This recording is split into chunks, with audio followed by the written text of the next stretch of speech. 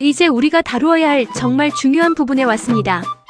2부에서 우리는 식기를 바꾸면 수염 스트레스가 해결된다고 배웠습니다. 하지만 현실은 조금 더 복잡할 수 있어요. 왜냐하면 고양이가 사료를 거부하는 이유가 수염 스트레스만 있는 게 아니기 때문입니다. 식기를 바꿨는데도 증상이 개선되지 않는다면 그럼 당신의 고양이는 다른 질병을 겪고 있을 가능성이 있습니다. 그리고 그 질병이 뭔지에 따라 고양이의 미래가 완전히 달라질 수 있습니다. 그래서 이 부분은 정말 집중해서 봐야 합니다. 고양이가 밥을 거부합니다. 이 한 가지 증상이 정말 많은 질병을 의미할 수 있다는 걸 아시나요? 고양이의 입안에 문제가 있는 경우입니다. 충치, 잇몸 질환, 치주 질환 등이 여기에 해당해요. 이런 질환이 있으면 고양이가 밥을 먹을 때마다 통증을 느낍니다. 그래서 밥을 먹고 싶어도 먹을 수 없는 거죠. 구강질환의 증상. 입에서 나는 악취 정말 심한 냄새. 과도한 유연 계속 침이 흐른다.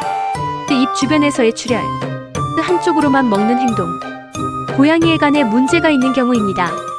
간은 우리 몸의 해독기관이고 고양이도 마찬가지예요. 간 질환이 생기면 고양이의 신진대사 전체가 영향을 받습니다. 간 질환의 증상. 황달 눈과 입 주변이 노랗게 변함. 극심한 무기력 거의 움직이지 않음. 반복되는 구토. 심한 체중 감소. 고양이들이 가장 자주 겪는 질병이 신장 질환입니다. 특히 노령의 고양이들에게서 자주 나타나요. 신장 질환이 진행되면 고양이의 식욕이 떨어집니다. 신장 질환의 증상. 과다 음수물을 너무 많이 마심. 빈뇨 화장실에 자주 감. 체중 감소 정말 빠르게 빠짐. 구취 입냄새가 지독함. 구토. 고양이의 방광이나 장에 염증이 생기는 경우입니다. 이렇게 되면 고양이의 소화체계 전체가 불편해져요.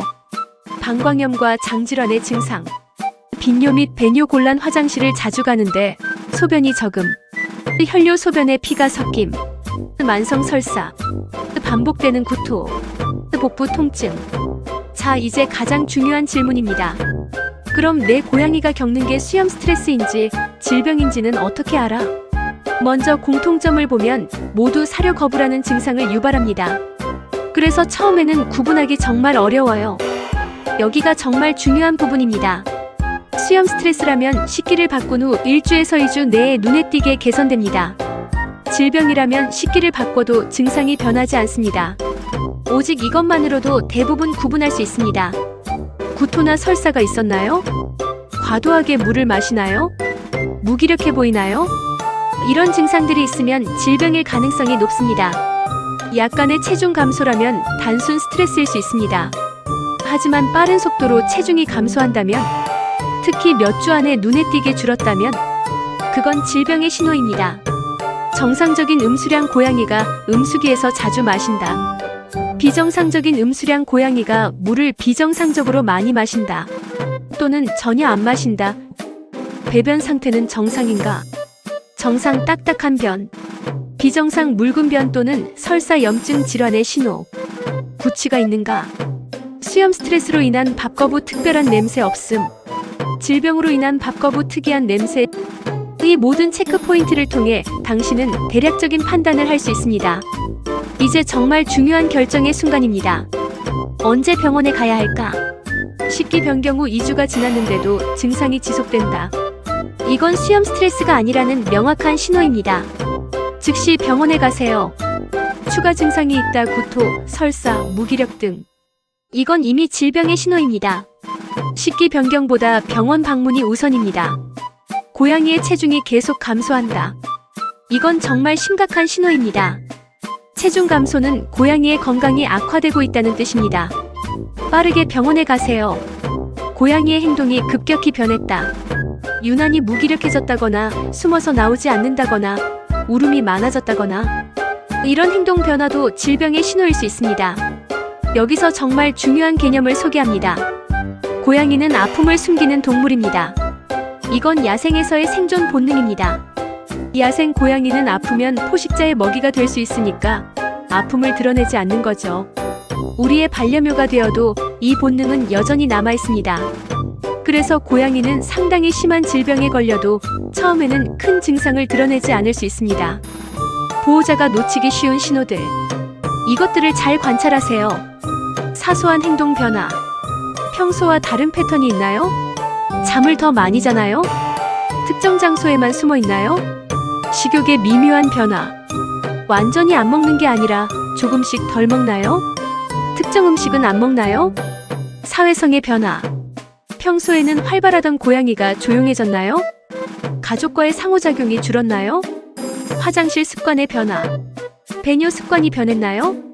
배변 횟수가 변했나요? 이런 작은 신호들이 모여서 질병의 조기 경고가 됩니다. 여기서 정말 중요한 메시지를 전달하고 싶습니다. 증상이 심해질 때까지 기다리지 마세요. 고양이의 질병은 빠르게 진행됩니다. 특히 신장 질환 같은 경우 초기에는 증상이 미미하지만 후반부에는 급격히 악화됩니다. 당신이 뭔가 이상한데? 라고 느낀 그 순간이 바로 병원에 가야 할 때입니다. 조기 발견 vs 후기 발견. 초기에 발견한 질병 치료 가능, 예후 좋음, 비용 적음. 후기에 발견한 질병 치료 어려움, 예후 나쁨, 비용 많음. 그 차이는 엄청 큽니다. 병원에 가면 수의사가 고양이에 대해 물어볼 거예요. 당신이 준비할 수 있는 것들. 1. 증상이 시작된 시기. 언제부터 밥을 거부했나요? 얼마나 오래 지속됐나요? 2. 최근의 변화들. 최근 몇 주 동안 뭐가 바뀌었나요? 식기를 바꿨나요? 새로운 음식을 주었나요? 3. 고양이의 상태 기록. 체중 변화, 배변 배뇨 상태, 하루 종일의 행동 패턴. 4. 사진이나 동영상. 고양이의 일상을 기록해두면 수의사가 미묘한 변화를 포착하는 데 도움이 됩니다. 이런 정보들이 정확한 진단을 내리는데 정말 도움이 됩니다. 지금까지 3부에서 우리는 뭘 배웠나요? 사료 거부의 원인은 수염 스트레스만 있는 게 아니라는 것. 구강질환, 깐질환, 신장질환, 방광염 등 정말 많은 질병이 같은 증상을 유발한다는 것. 그리고 가장 중요하게 수염 스트레스와 질병을 구분하는 방법을 배웠습니다. 식기 변경이 핵심입니다. 식기를 바꿨는데 2주 후에도 개선이 없다면 즉시 병원에 가야 합니다. 고양이의 체중, 행동, 배변 등을 세심하게 관찰하세요.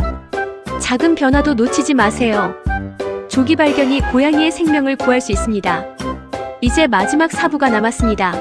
4부에서는 뭘 배울까요? 우리가 배운 모든 정보를 종합해서 실제 사례들을 통해 어떻게 대처했는지, 그리고 당신이 지금 바로 할 수 있는 구체적인 행동 지침, 혹은 당신의 고양이가 이미 진단받은 질병이 있다면 어떻게 병원 방문을 준비할 것인지, 더 나아가 고양이의 신호를 더 잘 읽고 더 현명한 결정을 내리는 방법. 모든 것이 4부에서 종합됩니다. 그리고 마지막에는 당신이 놓쳤을 수도 있는 정보들, 당신의 고양이의 건강을 위해 꼭 알아야 할 중요한 내용들이 담겨 있습니다. 당신의 고양이를 정말 사랑한다면 반드시 4부를 봐야 합니다. 왜냐하면 4부에는 당신이 할 수 있는 모든 것이 담겨 있거든요. 4부를 통해 당신은 더 현명한 보호자가 될 수 있습니다. 더 빠르게 대처할 수 있는 보호자가 될 수 있습니다. 그리고 무엇보다 당신의 고양이의 생명을 지킬 수 있는 보호자가 될 수 있습니다. 다음 4부를 반드시 시청해주세요. 당신의 고양이를 위해.